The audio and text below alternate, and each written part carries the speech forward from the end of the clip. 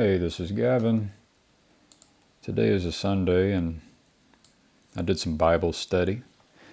I have many Bibles that people gave me and I have one sitting out, and my son asks, "Why do you have the Holy Bible? You must like the Holy Bible." I said, I can't say I like the Holy Bible. I didn't buy the Holy Bible, but I have like 4 of them because people have given me so many Bibles.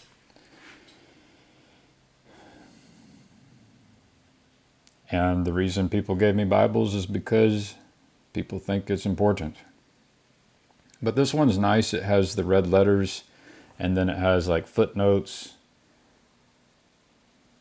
And so I opened up to Luke, and I skipped ahead in Luke to today I skipped ahead. And last week I read like the foreword for Luke, maybe for the context, which I think the context is really important and overlooked, and we'll get there. Because I read the first 3 verses in Luke that are red letters. And the first one was, he's basically talking to Satan. And I think that's interesting because, Paul Vanderklay talks about Jesus teaching us how to fight a culture war. And, I've had the thought that you can go into an experience with a mindset, whether that's the Bible or on a fishing trip. And you can prepare yourself to learn. And so the thing that I'm interested in and becoming more interested in is, being a good husband and a good father. So, Jordan Peterson went into the Bible looking for the psychological significance. And so this encounter with Satan is like an adversary. And there's an opponent processing thing going on. And in a marriage, I feel like that's what happens. Is, in my marriage, we can both put our foot down, right? I tend to lean away from it. I probably don't do it enough. And so that's something that I am trying to figure out. And I was given the message that that's why in a marriage we should be trying to, serve that higher power. So you don't put your foot down because of your own reasons, which could lead you to put your foot down too much or too little. You want to put your foot down for the right reasons, the righteous reasons. And that pattern there of too little or too much applies everything. I'm starting to see that, whether it's hope, joy, lust, fear, I'm starting to notice that for every one of these feelings, emotions, you can err on the side of too little and on the side of too much. And it's context dependent. I think this is really important. So Jesus says, it is written that man shall not live by bread alone, but by every word of God. Now, I just said that's what Jesus says, but that's a lie. Right? Jesus didn't really say that. He would have said something like, some other language. Right? He didn't speak English. And so I'm reminded, that, you can take a photograph and it's a lie. Like, people want to say, well, the artificial intelligence is going to make us doubt the recordings. And it's like, that's good. We should be doubting everything. I think so. Because Jesus didn't say that. What happened was all of these translations by people, by decision makers, trying to translate all of this stuff.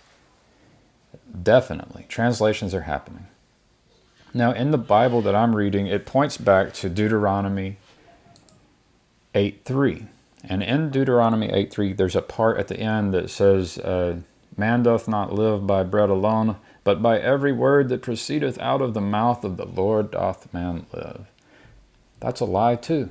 Just like if I go look through all the pictures that I have saved and photo albums, they're all lies, right? Because there's a context that's missing. The moment, the time and the place and the perspective, it's all a lie. And so is this. This isn't what God said. This is words that have been translated. And when I I feel so grateful to be alive today because I'm in the Blue Letter Bible and I can go in and look at the Hebrew. And in the Hebrew, I was guessing, when I go and look for that, this thing, word, man doth not live by bread only, but by every word that proceedeth out of the mouth of the Lord. Well, this thing, word, when you open up the Hebrew, it's not there in the Hebrew. This was like added. But what is there is something like the things that proceed out of the mouth. And so that could be spit, and it could be breath, right? And the reason I thought of that is because my image of God is like the thing that's sustaining, the cell division and all the cells within all the living, all of life. And we don't live by that alone. So we live by bread, but we also live by all of those fundamental forces that are in the atoms and molecules and within the atoms, and it's just everywhere. And this is all proceeding forth out of God. And so there's a bit of a confusion. But here's where I still man it. Because it seems like words are really powerful. And so once we start saying that the word is powerful, it's almost like we make it so. So then we end up over time with, and it's not even like almost like, it's like we make it so. Gives me chill bumps. I mean, Gutenberg Press and the internet. And I'm just naming out words, and I know they're not true either, but I'm pointing at the development of technology which has allowed for the spread of information, because this is what we worship. We are putting worth in it. And so it's true on that level. So it's a lie and it's true. Like, Jesus didn't speak English. We don't even know if Jesus is real. And that is true for, all of history and all of the stories. But when we believe that they're real, they become real. All of a sudden, the word, information, is shaping this entire world. Where now I have access to the Blue Letter Bible, where I can go back and I have the internet, and I can go study how all of this has changed over time. I can go back to the Hebrew. I can see how there was so much confusion, and I happen to have received Bibles and read them and had people tell me, oh, this is the truth. And now I actually can see, there was this story of how this Bible came into my hands. And it's, it didn't actually, it required decisions of people and humans like me who make mistakes. And beliefs are powerful. And so it's not true and it's true. And we can also go into these things and, we can read a parable, and the parable can mean something to different people. It can reveal truth to different people who see different things. It's like, so we're in a completely different framework, or this mind of mine is in a completely different frame of mind than what people call materialists, who uphold rationality, logic, reason, or whatever axioms. So that's my Bible study. Hopefully I didn't do too little. Hopefully I didn't do too much. And, I share this because maybe my children will be interested in, why did why did Daddy have the, and they don't call me Daddy, I call my daddy Daddy. They call me Dad. Why did he have the Bible sitting out, and what did he think about it?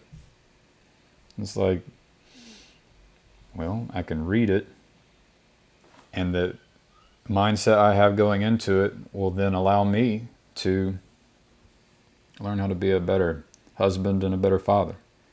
But I can do that with GPT-4 and the internet and the Blue Letter Bible, and when I go out jogging, and when I go fishing, and when I play video games with my children. It's all about what we're aiming at. And so when I was younger, when I was the smartest person in the world, I went into the Bible, looking for ways to prove that I was smarter than everyone else. So that's what I found. I found what I was looking for. You seek and you find. And so it turns out we're all wrong, and also maybe not so wrong. Because you can have too little and you can have too much. It's not a duality of being right and wrong. And that's the way it is with everything. That's what it's looking like to me. So I hope you all have a great day. I think I'm gonna try to catch a fish, and figure out what you want to aim at. And I would suggest aiming at trying to be righteous, and that means looking at your situation and asking yourself how you can be of service. And so for me, there's infinite numbers of situations, but for me, I'm a husband and I'm a father. I'm a site reliability engineer. I'm part of my job is shaping culture within my home, within my children, within my wife, within our family unit, our community, at work. And so this is my context. That's what I'm aiming at. And I think I'm learning. And I appreciate the feedback if you have any. Let me know what you think. Feedback is valuable. Oh yeah, and thank you. It's Blue Letter Bible, internet, and I almost forgot. I could go to Jacob Facciarecci's Jacob's Ladder Discord server, and he'd probably want me to call it Jacob's Ladder Discord server. And there's people who speak Hebrew there. And I'd say that's the best thing about, in my opinion, and from my perspective, that's the best thing about Jacob's Discord server, is that there are people there who speak Hebrew. And so when I go and look at the Blue Letter Bible and say, wait a minute, why did they say word in Deuteronomy 8:3? And I can say, it seems like it's talking about something more than just a word. It's also talking about breath and spit and everything that can proceed out of the mouth. And then maybe even mouth is wrong. I don't know. Like everything which comes out of a body, including seed. How far can you take that? And the thing is people translated it and made decisions and made mistakes. And they were powerful mistakes, which transformed our world. And maybe didn't even transform it for the worse, because it is what it is. And because of that, I can go and, because we have worshipped the Word, I'm here, you're here, on the internet. We have something like the Blue Letter Bible. We can go research, different stories about how the Blue Letter Bible got here and how the Bible got here and how all the translations and the history, all the wars and the people who died and the people who killed and murdered such that it came the way it was. So many different kinds of perspectives and moments. And then I can, at the end of the day, ask, is my understanding of the Hebrew valid? And I can go ask people who know Hebrew. And I couldn't have done that 20 years ago. maybe 30 years ago, or at any time throughout all of history. So it's interesting times. So don't grip too tightly. The times change, and we have to adapt to the environment. The optimal stance means that we're paying attention to the context of the situation, and we're moving. We have to be moving, and we have to be flexible. That's the optimal stance, is that we are paying attention to our environment and the threats, the opportunities, and repositioning ourselves, reorienting ourselves constantly.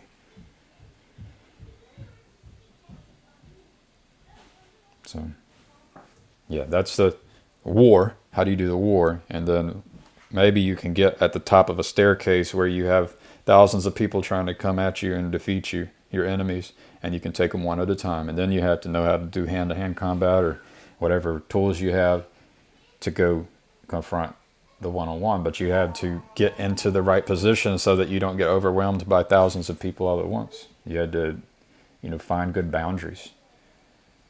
The boundaries you have are going to be dependent upon your skill level, your maturity. Sometimes you need some boundaries that are just hard boundaries, and sometimes you can look at the spirit of the boundary and you can play with it as you mature and develop your skills. So context matters. All right. With love. Bye-bye.